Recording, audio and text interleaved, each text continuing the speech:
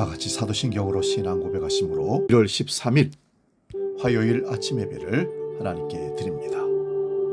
나는 전능하신 아버지 하나님, 천지의 창조주를 믿습니다. 나는 그의 유일하신 아들, 우리 주 예수 그리스도를 믿습니다. 그는 성령으로 잉태되어 동정녀 마리아에게서 나시고 본디오 빌라도에게 고난을 받아 십자가에 못 박혀 죽으시고 장사된 지 사흘 만에 죽은 자 가운데서 다시 살아나셨으며 하늘에 오르시어 전능하신 아버지 하나님 우편에 앉아 계시다가 거기로부터 살아있는 자와 죽은 자를 심판하러 오십니다. 나는 성령을 믿으며 거룩한 공교회와 성도의 교제와 죄를 용서받는 것과 몸의 부활과 영생을 믿습니다. 아멘.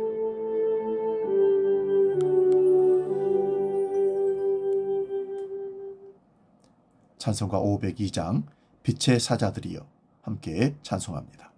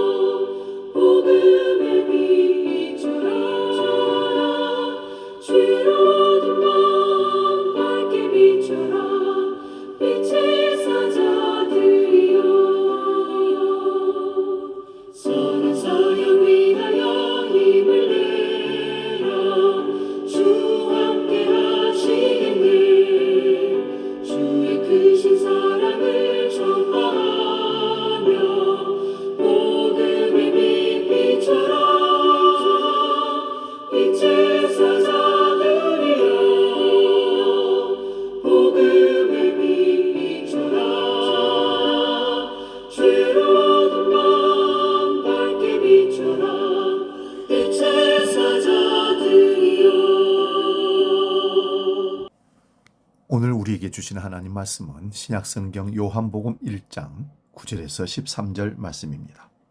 신약성경 142면에 있습니다. 요한복음 1장 9절에서 13절 봉독할 때에 살아계신 주님의 음성을 들을 수 있기 바랍니다. 지금 봉독합니다. 참빛 곧 세상에 와서 각 사람에게 비추는 빛이 있었나니 그가 세상에 계셨으며 세상은 그로 말미암아 지은 바 되었으되 세상에 그를 알지 못하였고 자기 땅에 오매 자기 백성이 영접하지 아니하였으나 영접하는 자 곧 그의 이름을 믿는 자들에게는 하나님의 자녀가 되는 권세를 주셨으니 이는 혈통으로나 육종으로나 사람의 뜻으로 나지 아니하고 오직 하나님께로부터 난 자들이니라. 아멘. 봉독한 말씀으로 빛을 깨달은 어두움, 이런 제목으로 말씀의 은혜를 나눕니다. 어둠을 다른 말로 빛의 부재라 합니다. 그러므로 어둠은 원래 존재하지 않는 것입니다. 그래서 빛이 오면 어둠은 사라지게 됩니다. 그러므로 어둠을 두려워하지 마시기 바랍니다. 실체가 없는 것입니다. 우리가 사는 세상은 낮과 밤이 항상 있습니다. 1년을 놓고 보면 낮이 조금 길기도 하고 밤이 조금 길기도 합니다. 그러나 낮과 밤은 항상 번갈아 가면서 오고 있습니다. 밤이 오더라도 사람들은 걱정하지 않습니다. 왜냐하면 조금만 지나면 해가 뜨기 때문에 그렇습니다. 그러면 밤이 셀까요? 낮이 셀까요? 둘이 싸우면 누가 이기겠습니까? 당연히 낮이 이깁니다. 왜냐하면 어둠이라는 것은 빛의 부재이기 때문입니다. 어두움은 언제든지 빛이 비추면 물러가기 때문입니다. 그래서 사람들은 밤에도 불을 켤 수 있는 방법을 고안해냈고 밤을 지배하게 되었던 것입니다.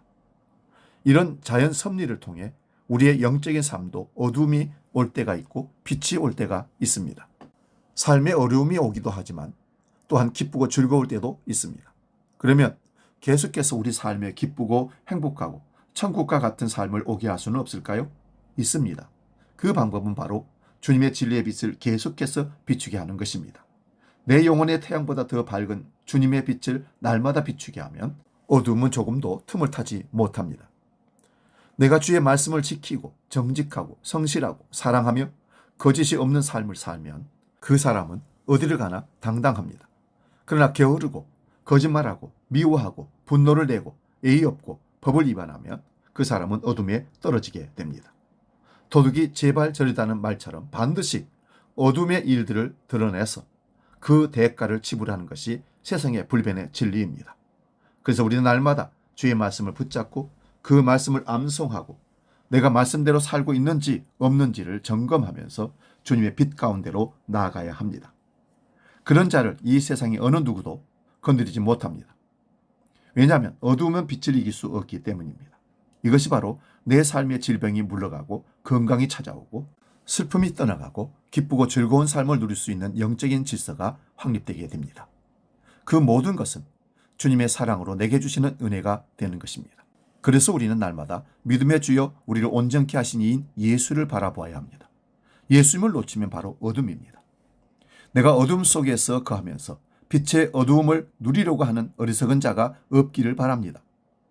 예수를 놓치고 천국의 밝은 빛이 나를 비추어 행복하게 살려고 하는 자가 없기를 바랍니다. 왜냐하면 그것은 아무리 내가 바란다고 해도 오지 않기 때문입니다. 예수님의 빛을 얻기 위해서는 예수님 앞으로 나아가야 합니다. 동굴 속에 거하면서 태양의 빛이 내게 왜 안 비치느냐고 하면 그 사람은 미련한 사람입니다. 밖에 나오면 태양은 언제나 공평하게 모든 사람에게 비추어 줄 것입니다. 내가 동굴에서 나오기만 한다면 태양빛을 누리듯이 내가 예수께로 나오기만 하면 태양빛을 누리듯이 내가 예수께로 나오기만 하면 언제든지 천국의 빛을 누릴 수 있습니다. 우리 주님은 차별이 없으시고 공평하신 분이기 때문입니다. 날마다 주님의 말씀을 암송하고 부르짖어 기도하면서 주님의 놀라운 천국의 아름다움을 마음껏 누리시기 축복합니다. 사도 요한은 예수님에 대해 창조의 말씀이라고 합니다. 창조주는 말씀으로 만물을 창조하셨습니다. 창조주의 말씀이 허공에 던져지니 그 말씀이 꿈틀대면서 형상으로 나타난 것입니다. 창조주의 피조물들은 하나님의 말씀대로 이루어진 존재들입니다. 이 생명을 사람들의 빛이라고 해석한 요한은 탁월한 영성가입니다. 생명의 빛처럼 사람들에게 다가옵니다. 하나님의 생명의 빛이 비춰줍니다. 빛을 비추면 빛으로 끌려오고 빛이 들어갑니다. 빛이 오면 어둠이 물러갑니다. 어두움은 빛 앞에 있을 수가 없습니다. 그런 어둠 속에서 조금씩 빛을 인지하고 빛으로 나오는 자들이 있습니다. 빛을 영접하는 자들입니다. 본문 12절을 봅니다. 영접하는 자, 곧 그의 이름을 믿는 자들에게는 하나님의 자녀가 되는 권세를 주셨으니 빛을 영접한 이들은 어둠에서 빛으로 나와 죽음에서 그 생명으로 새롭게 태어난 것입니다. 그들은 사람의 의지가 아닌 오직 하나님이라는 원인으로 그렇게 된 것입니다. 예수님의 이름을 믿고 영접할 수 있는 것은 신비입니다. 하나님의 자녀는 빛으로 비추이신 예수 그리스도의 생명의 씨를 받아 하나님의 유전인자로 태어난 하나님의 자녀들입니다. 이것을 은혜라고 합니다. 은혜는 예수 그리스도의 십자가 이전에 빛이 비추이신 신비에서부터 시작되었습니다. 은혜 받은 자들은 빛에 계속 비치다 보면 빛에 녹아 들어가 빛이 됩니다. 빛과의 분리가 아닌 일체가 되는 것이죠. 빛이신 예수 그리스도의 한 조각이 된 것입니다.